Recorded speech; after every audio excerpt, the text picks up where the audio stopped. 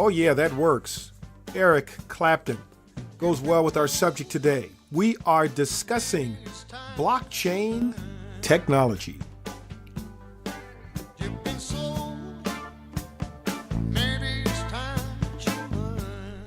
Well, I would like to extend a warm welcome to Iron Sharpens Iron, where subject matter experts freely share their expertise to give you a competitive advantage.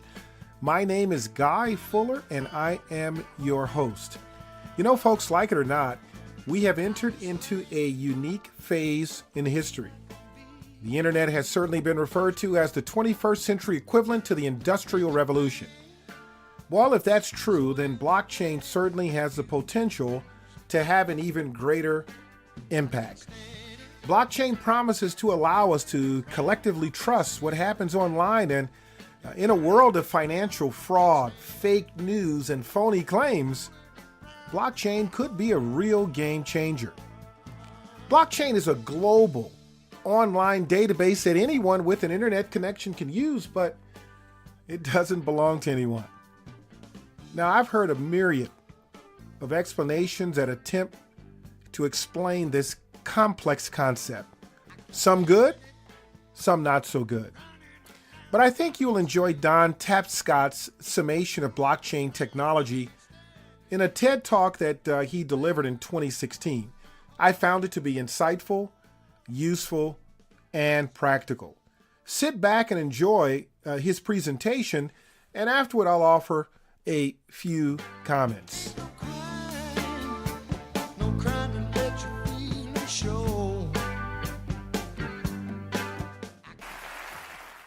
The technology likely to have the greatest impact on the next few decades has arrived.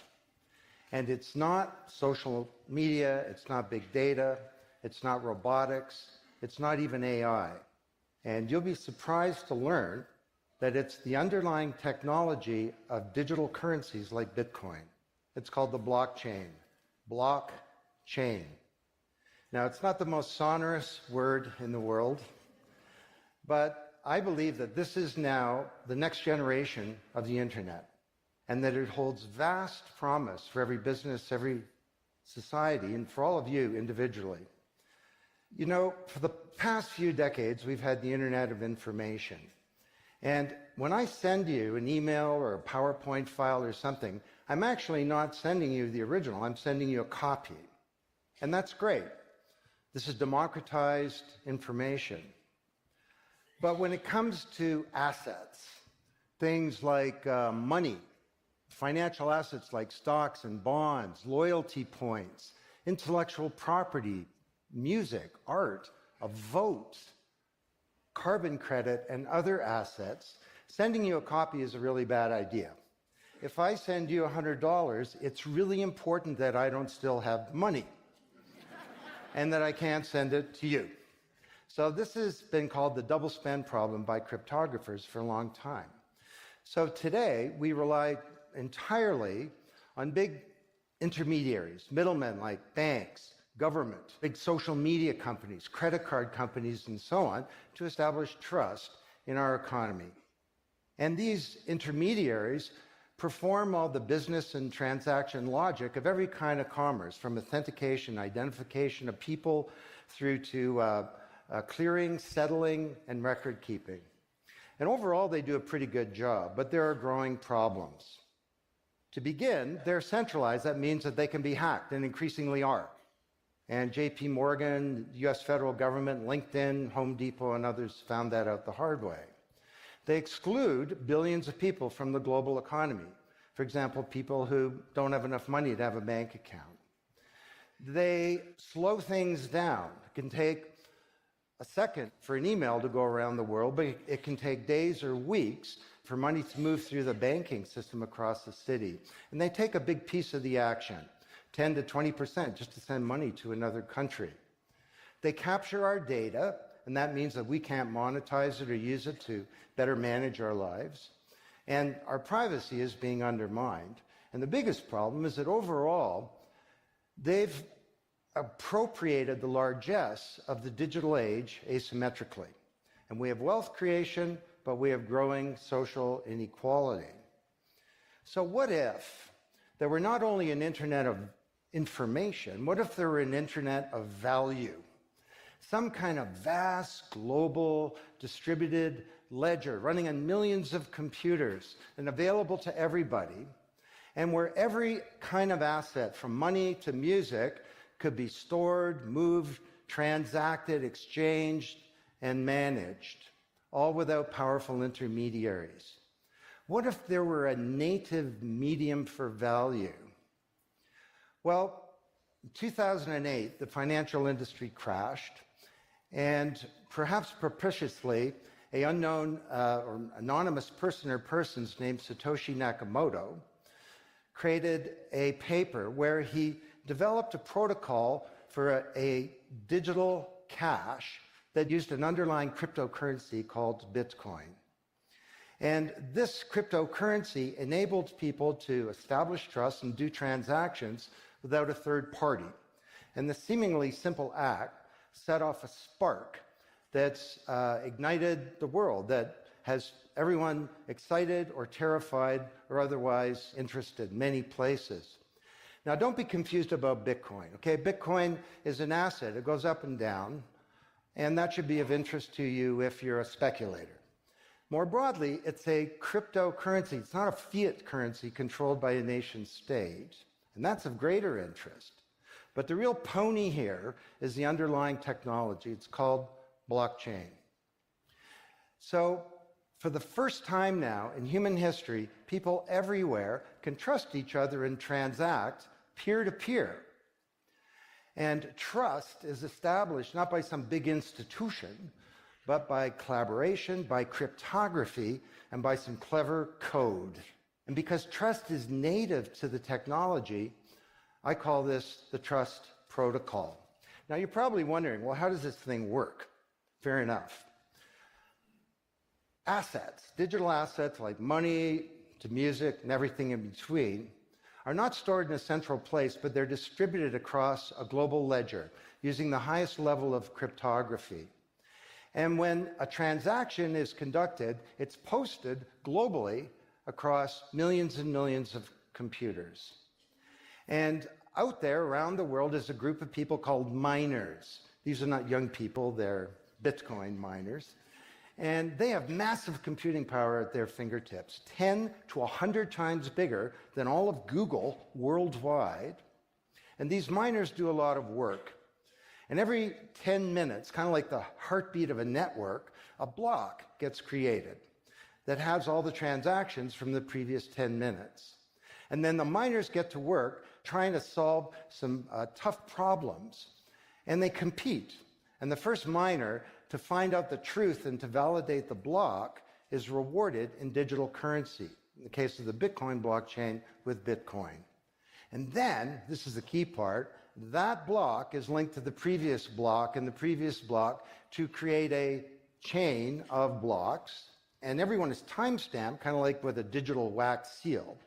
So if I wanted to go and hack a block and say, pay you and you with the same money, I'd have to hack that block, plus all the preceding blocks, the entire history of commerce on that blockchain, not just on one computer, but across millions of computers simultaneously, all using the highest levels of encryption in the light of the most powerful computing resource in the world that's watching me. Tough to do. And this is infinitely more secure than the computer systems that we have today. Blockchain, that's how it works. So the Bitcoin blockchain is just one. There are many. The Ethereum blockchain was developed by a Canadian named Vitalik Buterin. He's 19 years old. And this blockchain has some extraordinary capabilities. One of them is that you can build smart contracts. It's kind of what it sounds like. It's a contract that self-executes. And the contract handles the enforcement and the management, performance, and payment. The contract kind of has a bank account, too, in a sense, of agreements between people. And today, on the Ethereum blockchain, there are projects underway to do everything from create a new replacement for the stock market to create a new model of democracy where politicians are accountable to citizens. So to understand what a radical change this is going to bring. Let's look at one industry, financial services. You recognize this?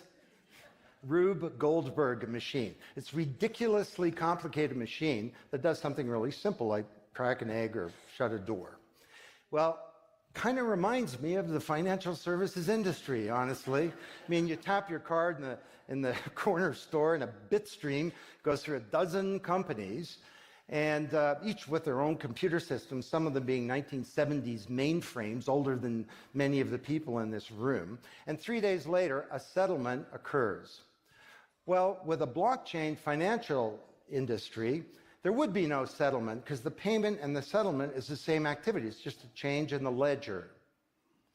So Wall Street and all around the world, the financial industry is in a big upheaval about this, wondering, can we be replaced, or how do we embrace this technology for success? Now, why should you care? Well, let me describe some applications. Prosperity. The first era of the Internet of information, brought us wealth, but not shared prosperity, because social inequality is growing. And this is at the heart of all of the anger and extremism and protectionism and xenophobia and worse that we're seeing growing in the world today. Brexit being the most recent case. So, could we develop some new approaches to this problem of inequality? Because the only approach today is to redistribute wealth, tax people and spread it around more. Could we pre-distribute wealth? Could we change the way that wealth gets created in the first place by democratizing wealth creation, engaging more people in the economy, and in ensuring that they got fair compensation? Let me describe 5 ways that this can be done. Number 1, did you know that 70% of the people in the world who have land have a tenuous title to it? So you got a little farm in Honduras, some dictator comes to power. He says, I know you got a piece of paper that says you own your farm, but the government computer says my friend owns your farm. This happened on a mass scale in Honduras, and this problem exists everywhere. Hernando de Soto, the great Latin American economist, says this is the number 1 issue in the world in terms of economic mobility, more important than having a bank account. Because if you don't have a valid title to your land, you can't borrow against it, and you can't plan for the future. So today, companies are working with governments to put land titles on a blockchain. And once it's there, this is immutable. You can't hack it. This creates the conditions for prosperity for potentially billions of people. Secondly, a lot of writers talk about Uber and Airbnb and TaskRabbit and Lyft and so on as part of the sharing economy. This is a very powerful idea that peers can come together and create and share wealth. My view is that these companies are not really sharing. In fact, they're successful precisely because they don't share. They aggregate services together and they sell them. What if rather than Airbnb being a $25 billion corporation, there was a distributed application on a blockchain, we'll call it B Airbnb, and it was essentially owned by all of the people who have a room to rent. And when someone wants to rent a room, they go onto the blockchain database and all the criteria, sift through, help them find the right room, and then the blockchain helps with the contracting, it identifies the party, it handles the payments, just through digital payments are built into the system, and it even handles reputation, because if she rates a room as a 5-star room, that room is there, and it's rated, and it's immutable. So the big sharing economy disruptors in Silicon Valley could be disrupted, and this would be good for prosperity. Number 3, the biggest flow of funds from the developed world to the developing world is not corporate investment, and it's not even foreign aid. It's remittances. This is the global diaspora, people who've left their ancestral lands, and they're sending money back to their families at home. This is $600 billion a year, and it's growing, and these people are getting ripped off. Annalie Domingo is a housekeeper, and she lives in Toronto, and every month she goes to the Western Union office, with some cash to send her remittances to her mom in Manila. It costs her around 10%. The money takes 4 to 7 days to get there. Her mom never knows when it's going to arrive. It takes 5 hours out of her week to do this. 6 months ago, Annalie Domingo used a blockchain application called Abra. And from her mobile device, she said $300 went directly to her mom's mobile device without going through an intermediary. And then her mom looked at her mobile device, and it's kind of like an Uber interface. There's Abra tellers moving around. She clicks on a teller that's a 5-star teller. He's 7 minutes away. The guy shows up at the door, gives her Filipino pesos. She puts them in her wallet. The whole thing took minutes, and it cost her 2%. This is a big opportunity for prosperity. Number 4, the most powerful asset of the digital age is data. And data is really a new asset class, maybe bigger than previous asset classes like land under the agrarian economy or an industrial plant, or even money. And all of you, we create this data. We create this asset.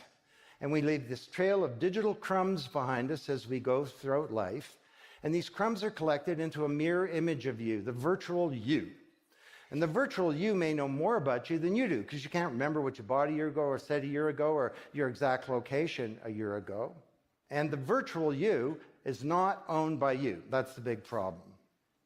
So today there are companies working to create an identity in a black box. The virtual you owned by you. And this black box moves around with you as you travel throughout the world, and it's very, very stingy. It only gives away the shred of information that's required to do something. A lot of transactions, the seller doesn't even need to know who you are. They just need to know that they got paid. And then this avatar is sweeping up all this data and enabling you to monetize it. And this is a wonderful thing, because it can also help us protect our privacy. And privacy is the foundation of a free society. Let's get this asset that we create back under our control, where we can own our own identity and manage it responsibly. Finally,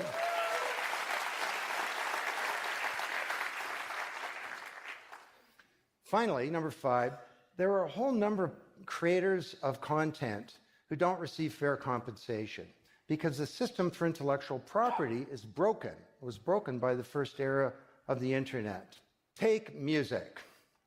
Musicians are left with crumbs at the end of the whole food chain. You know, if you're a songwriter, 25 years ago you wrote a hit song, it got 1 million singles, you could get royalties of around $45,000.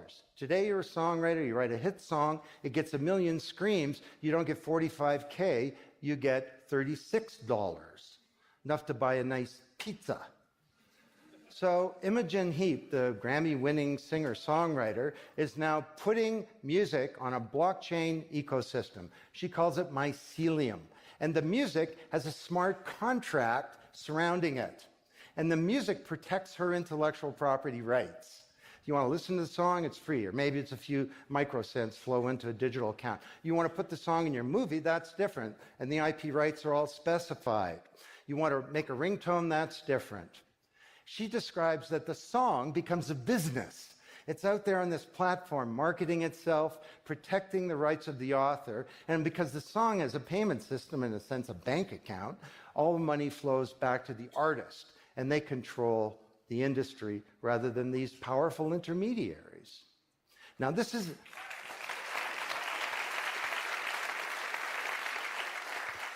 not just songwriters, it's any creator of content, like art, inventions, scientific discoveries, journalists. There are all kinds of people who don't get fair compensation, and with blockchains, they're going to be able to make it rain on the blockchain, and that's a wonderful thing. So these are 5 opportunities out of a dozen to solve one problem, prosperity, which is one of countless problems that blockchains are applicable to. Now, technology doesn't create prosperity, of course, people do. But my case to you is that, once again, the technology genie has escaped from the bottle. and it was summoned by an unknown person or persons at this uncertain time in human history. And it's giving us another kick at the can, another opportunity to rewrite the economic power grid and the old order of things, and to solve some of the world's most difficult problems, if we will it. Thank you.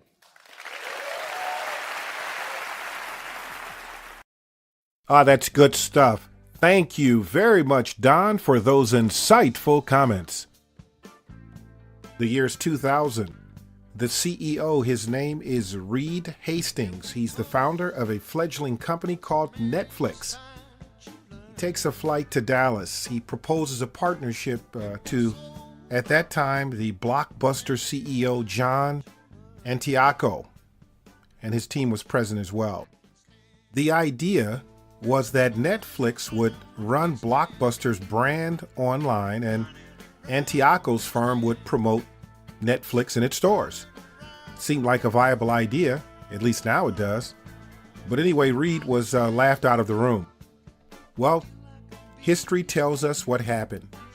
Blockbuster went bankrupt in 2010, and Netflix is now a $61 billion company. Well, what's the lesson? Please don't forget Blockbuster Video. We learn many valuable life and career lessons, one of which is there is an acute need for companies to pay attention beyond the confines of their own company. Now, good consultants can help you to bridge gaps that may exist because that's why they exist. They are intelligence couriers. They bring information and knowledge to you. Blockchain technology is poised to end many careers and start new ones. Where will your company be in 5 years when this technology has finally reached universal acceptance? Well, there's certainly some sobering questions that we can ask ourselves now. How are we responding to changes as a company now? What have we done in the past? Business as usual will not continue to work, not in this day and age, folks. As we look forward to what the future holds, we see that blockchain technology is poised to be a game changer. So based on your response as a company to what you're doing now will ultimately determine your acceptance or not in regards to this fledgling technology. As always, look back and remember the lessons learned from Blockbuster Video. Until our next episode, this is Guy Fuller signing off from Iron Sharpens Iron.